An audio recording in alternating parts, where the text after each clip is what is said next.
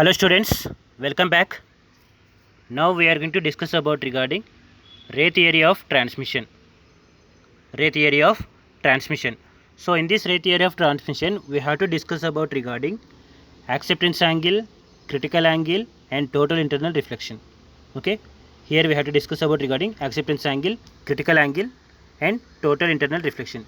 So already you know about critical angle and total internal reflection, right? So now we discuss about regarding acceptance angle, that we will see now. So actually the expression for critical angle is sin phi c equal to n2 by n1. Okay, sin phi c equal to n2 by n1, where phi c is equal to critical angle. Phi c is critical angle and these two are refractive indexes, right? So that is the expression for critical angle, right? And next one, so here already you know about optical fiber. It is having the cladding, and this one is of the core, and this line is of core axis. This line is core axis. Now I am applying a ray, light ray, to the fiber axis, sorry, to the fiber, right? So at the angle of phi 1, at the angle of phi 1. So from the air I am applying a ray to the optical fiber. So here the air is having one of the refractive index n0, right? The air is having refractive index of n0 and core is having refractive index of n1. So if it is greater than critical angle, if the phi 1 is greater than critical angle, the total ray will come back towards the same material, right? The total ray will come back to the same material, means that will be passed in the core here, right? So in this way it makes the ray in the core. If I place a point here, A, capital A, here B, it makes the angle. If I draw a normal line, it makes the angle. So that is the C, at the point C. So what will happen here now? It will make a angle of 90 degrees. If I zoom this triangle, right, it will make the angle of 90 degrees at the point C. Here it is A and this one is of B. So what will happen now? Here the angles which are having phi 2 and phi, right? So you know the total angle of triangle is 180 degrees. The total angle of triangle is 180 degrees. So what will happen now? Already it is taken 90 degrees here. So phi plus phi 2 is equal to 90 degrees again. So because it is, the total angle is 180 degrees. So because it is right angle triangle, the total angle is 90 degrees, right? So we can write the phi plus phi 2 equal to 90 degrees. We can write the angles are phi plus phi 2 equal to 90 degrees. So this one, just I zoomed the triangle here, right? Next, so here we have to discuss about regarding acceptance angle and acceptance cone, right? Same here. So this one is optical fiber. It is having cladding. It is the core here, right? So here I increased the angle here for the incident ray. I increased the angle greater than the critical angle. What will happen? The total light ray will move towards the core, right? The total ray move towards the core. If I change the angle, okay, if I change the angle, this one in this way, right? So here also it is greater than critical angle, so it will also move in this way, right? So in this one, the angle which makes the incident ray as well as core axis, that angle is theta A. That angle is called as acceptance angle. Okay, it is also called as conical half angle. Conical half angle. So acceptance angle is defined as it is the maximum angle with the axis of the optical fiber. It is the maximum angle with the axis of the optical fiber at which light may enter the fiber in order to be propagated through it. Once again I am repeating, the acceptance angle is the maximum angle with the axis of the optical fiber at which light may enter the fiber in order to be propagated through it. Okay, so it is accepted by the optical fiber, right? Here the whatever the light ray, that is accepted by the optical fiber, right? So if I change the angles here, if I change the angles, okay, if I rotate these angles, so in this way, if I rotate these angles, right, so at that time it will make a cone here, and that cone is called as acceptance cone. Okay, so once again I am repeating it. The acceptance angle is the maximum angle with the axis of the optical fiber at which light may enter the optical fiber in order to be propagated through it. Okay, so next the acceptance cone. The acceptance cone in which the optical power may be coupled into the bound modes of an optical fiber. The cone in which optical power may be coupled into the bound modes of an optical fiber, right? That cone is called as acceptance cone. Next, the acceptance cone is derived by rotating the acceptance angle about the fiber axis. If I rotate this acceptance angle about this fiber axis, what will happen, ma? So it will become a cone here, right? So that cone is called as acceptance cone, right? So that is regarding acceptance angle and then acceptance cone. Once again I am repeating.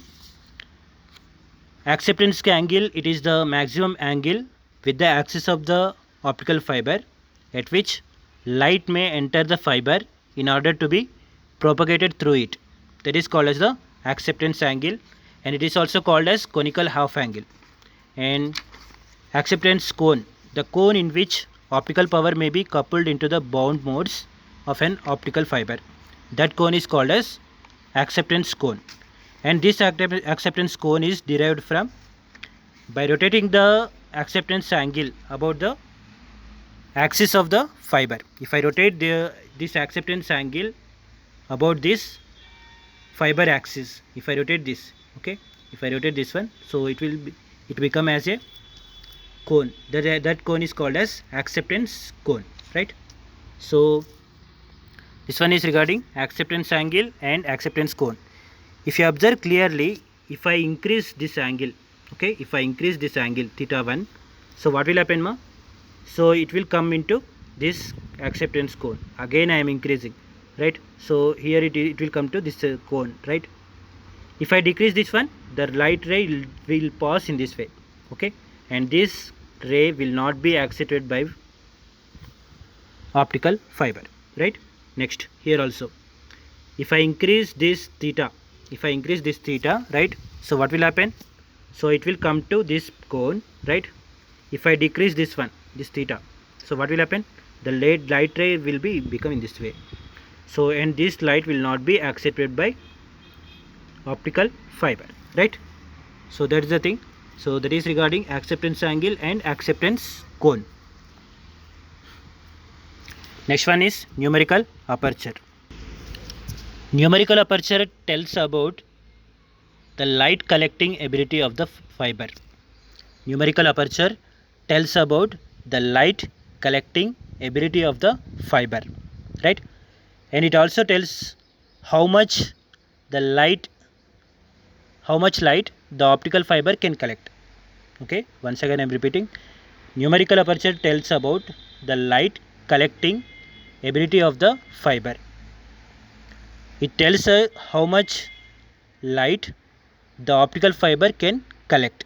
That is called as the numerical aperture. And numerical aperture is independent of fiber core diameter. Numerical aperture is independent of fiber core diameter, right?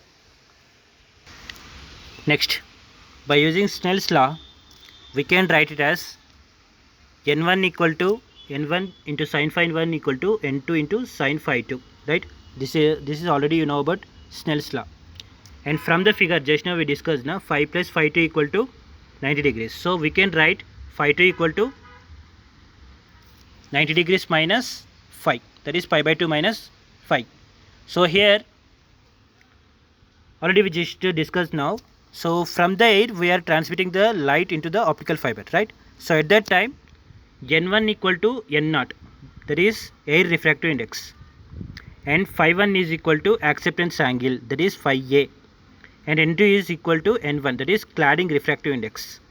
So at this time, if we apply these values in the first equation, this one is the first equation. If I apply these values in first equation, what will happen now? n0 into sin phi a equal to n1 into cos phi. n0 into sin phi a equal to n1 into cos phi. So what will happen? n1 into, so for the cos phi I am writing it as 1 minus sin square phi whole power 1 by 2, because sin square theta plus cos square theta equal to 1. Already you know about this one, right? Sin square theta plus cos square theta equal to 1. So if I send in this way, so sin square become as 1 minus cos square, right? 1 minus cos square. So send the 2 over here, right? So what will happen? So sin square phi, sorry, cos phi equal to 1 minus sin square phi whole power 1 by 2. So that is the n0 sin phi a, n0 sin phi a. And next one, so at the critical angle phi equal to phi c, at the critical angle phi equal to phi c, so it can be written as, so previous equation what we got, n1 into 1 minus sin square phi, right? So that will become as 1 minus sin square phi c at the critical angle, right? So but critical angle is given by n2 by n1. So at that time the numerical aperture is given by n0 into sin phi a. So this one is the expression for numerical aperture. So that is equal to, so if I apply these values, sin phi c value, so it will become in this way, n1 square minus n2 square whole power 1 by 2. So that is for numerical aperture. So but the air refractive index is equal to 1. The air refractive index is equal to 1, that is n0 is equal to unity. Okay, always the air refractive index is 1. So at that time we can write the numerical aperture as nva equal to sin phi a, right? So now the numerical aperture can also be expressed in delta. The numerical aperture can also be expressed in delta. So here delta is relative refractive index difference. Delta is refractive index difference. So delta can be written as in this way, right? This is the expression for delta. So what will happen? So it is also equal to n1 minus n2 by n1 for delta is less than 1. So in this case the numerical aperture is equal to, we can write this equation. Okay, if I apply this, so in previous expression, so in this equation we will get the expression as na is equal to n1 into 2 delta whole power 1 by 2. So that is the expression for numerical aperture, right? So it is independent of core diameter. So numerical aperture is independent of core diameter. So that is regarding numerical aperture. So numerical aperture tells about the light collecting capability of the fiber, and it tells about how much light the optical fiber can collect, right? And it is independent of fiber core diameter. So if you observe in this equation, there is no core diameter, that is a is not there, 2a is not there, right? So it is the independent of fiber core diameter. So that is the numerical aperture. So just now we discussed regarding the acceptance angle. What is the acceptance angle here? The acceptance angle is the maximum angle with the axis of the optical fiber at which light may enter the fiber in order to be propagated through it, that is the optical fiber. So in this, next here critical angles, sin phi c equal to n2 by n1, already you know about this one, right? Next one is total internal reflection. If the acceptance angle greater than the critical angle, right, then only the light will move towards the core because of this total internal reflection, right? So next one, numerical aperture. So here next one is acceptance angle. So acceptance angle just now we discussed now. So this one is about acceptance angle and then critical angle. And next one, acceptance cone we have to discuss. Acceptance cone. the cone in which the optical power may be coupled into the bound modes of an optical fiber. Next, the acceptance cone is derived by rotating the acceptance angle.